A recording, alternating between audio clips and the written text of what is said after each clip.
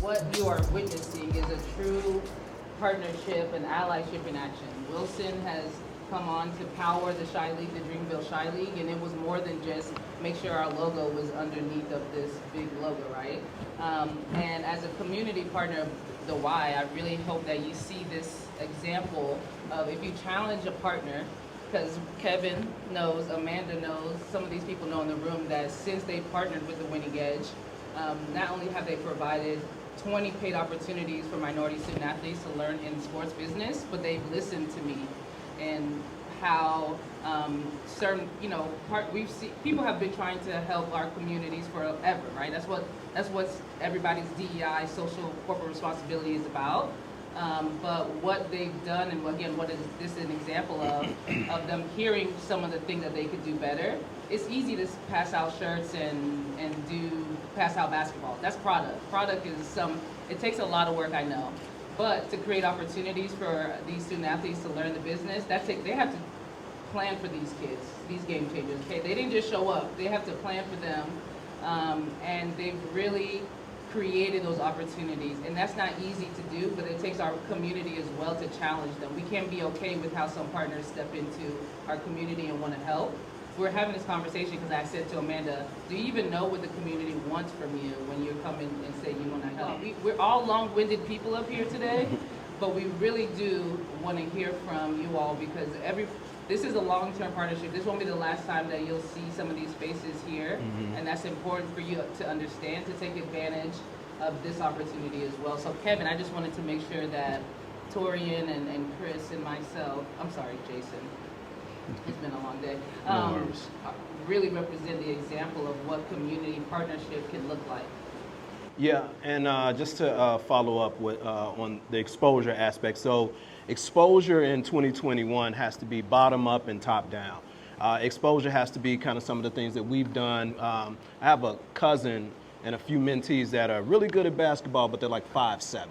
So they're probably not going to play in the NBA. One of the things that we did was took them on a college tour, and not only just took them down to FAMU and historically black colleges, but also exposed them to sports behind the scenes. So I was able to contact my producer friends at TNT to be able to have them go behind the scenes and see what's working with and around basketball looks like. So it's that mentorship and it's that exposure from that standpoint. Then it has to be top down as well. So partnering, Kevin and I were talking about our product, the J Sleeve, that has a social impact strategy to it, where we're going to be exposing kids to entrepreneurship and coding and data analytics. And so when you talk about exposure, it has to be bottom up and top down, and that's why these type of panels are important, because it's bringing all these players together that can help, really effectuate change in the community. And I am a proud graduate of Florida A&M University, and it's a couple of Rattlers in here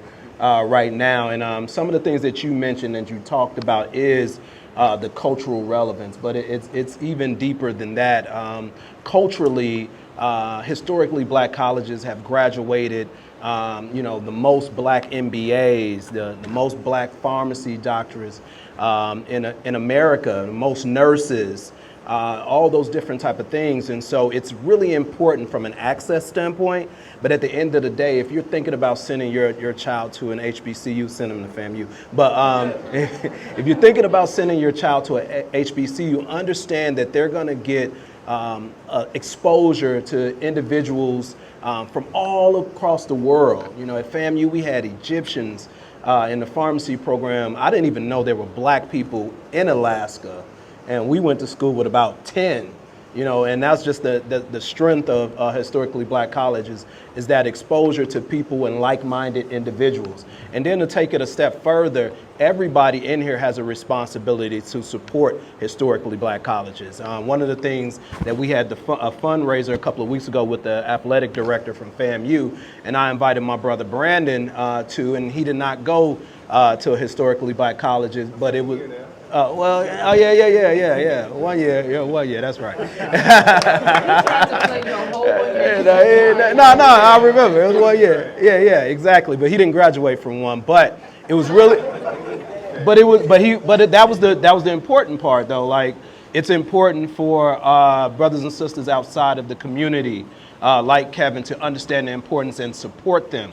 And so even creating pipelines like with NASCAR, like we did like 7 years ago, to have historically black college interns and graduates work in NASCAR, those things are important. And having brothers like Brandon and Kevin at the table to understand that and support those missions. And so that's why historically black colleges are important to the culture and to our community. And that's what is so important about it, right? You can speak about diversity and being more diverse and inclusive, but if you don't do something, it's easy to say, hey, I'm going to commit to make my team more diverse. Hey, HR, make our team more diverse. And a lot of times if you're being lazy or if you're doing things the same way you've always done it, you're going to hear back, we're not getting any black applicants. People just aren't applying for that job. There's no interest. And I got a person on my team back here who pressed, I'll put her on the spot, Amanda, who did a great job this past year of pressing our team and saying, well, are you reaching out to HBCUs? Where are you looking for the resumes? And it wasn't that anybody intentionally did anything wrong. It's that we weren't focused and truly committed to it. And once we did that, we started to find those candidates. There's a shocker for you. If you want to find some diverse candidates, you might want to try HBCUs, right? The best diverse candidates. So it's about not only saying it, then you got to do it, right? Yeah. So that's been a good, again, we're an old company, which means we have a lot of old habits, but if we commit to change and doing these things, it makes our team a lot better. And I would like to actually, I know I don't sit on the panel, but I am like burning inside right now. I think it's also important, and Jamal, Here you go. Sorry. Yeah, I'll take this one so I can step to the side. So I think Jamal said it the best. Everybody has an opportunity to have an impact. You do not have to recreate another non-for-profit. There's so many non-for-profits that are existing, and they aren't really doing anything. They're just holding a non-for-profit title. And there's nothing against them, so no shade, as the kids like to say. But let's find the people that's actually doing the work already. Let's support those organizations that's already in the community having impact already, which is why I joined the board here at Southside YMCA, because they already have the children.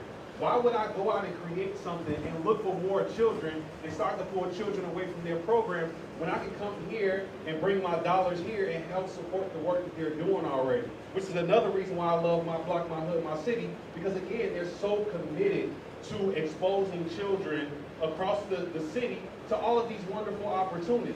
So for the Fortune 100s that are in the room, for the people that are itching to get involved, go where the kids are. We make this thing far too complicated. And as you can see, I get really fired up about these things. So again, to bring it all home, let's just support the organizations that's already doing the work. There was no reason for me to go out again to create a not-for-profit. I took Target and I partnered them with my block, my hood, my city. Target wants to give away money. I know who needs money. It's just really that simple. Thank you. Thank you. Thank you, Brandon. I want to open it up to the audience for any questions for the panelists. You can ask us anything as it pertains to those 3 E's, exposure. Talking to y'all, right? Yeah. My name is Juan Bates. I know we talked about education and HBCUs. How, I feel HBCUs, I'm not saying it's limited to your network, but as black individuals, okay? Go ahead. I just want to Go ahead. Pretty much, is HBCUs limited to the network of what you truly need in a diverse country into the real world? Because I feel like you need guys to go to school with guys like him, to go to school with different races of people, to really, go to the next level in business. Because I'm not saying we don't have a bulk of the money inside of the country, but we all know where the money lays. So how important is, having a network that's also outside of the HBCU? Let me. I'm gonna take a breath before I. It's a good question. It's not limiting at all. In fact, one of the things that I told my nephew before he applied to FAMU was that you are being exposed to a multi-billion-dollar brand and network. One of the biggest producers in Hollywood right now is Will Packer, who is an HBCU grad. And the list goes on and on about the amount of influence that HBCU graduates and alumni have across the world. if in any vertical, in any business sector, HBCU grads are vice presidents of Boeing, Microsoft. The chairman of the board is a FAMU graduate. Owners of sports teams, all those different type of things. To understand that this network is vast and fully equipped to take you wherever you want in the world. I've run into rattlers and people from Morehouse in Dubai and Thailand and things like that. Converse, G. Scott is the CEO of Converse. He's a FAMU grad. Morehouse has a ton of alumni who are doing things in politics and business. Spike Lee is a graduate of Morehouse College. So I don't feel limited at all. In fact, I feel empowered that I can reach to my network and call Rob Hardy or Mo Slade, who's a vice president over at Epic Music, and now Torian, so who are all HBCU grads. So that's a good question, and it's a very valid question because a lot of people, particularly older people, think that, sending your kid to U of I or Northern is better. But in actuality, I mean, there's some advantages. We get a lot of awards and fancy titles like mentorship, but quick story, I was at Cole Park hooping the other day, just out hooping, and there was a kid sleeping under the slide. He ain't had no shoes on, a teenager. And as I'm hooping, I saw him walking up to me, so I was like, let's hoop together, just me and him. And I said, he ain't had a good jump shot, but I'm a coach at this age of my life. We can help with that. We can help with that. I was like, yo, what's up? Where your shoes at? He was like, I just got out of jail. And I said, just let you out with no shoes? Right. I was like, I'm used to seeing Get no slides. shoes, but no shoes, what's going on? I was like, they just let you out with no resources? He said, yeah. I said, okay. I said, man, there's a lot of police in the neighborhood today, though. What they arrest you for? What they get you for? What happened, man? Trying to build a relationship with him. He said, well, I got caught stealing a car. I said, you got caught stealing a car? I was like, well, how'd you do it? He's like, yeah, well, I just broke the window. I saw the ignition cap. I broke it off. I seen the red wire and the blue wire. I twisted the beads together and it started. I said, you sound like a Microsoft engineer. Dad, seriously. You can go into an ignition cap and take a car? I was like, why'd you steal the car? You know what he said? I just wanted to drive fast.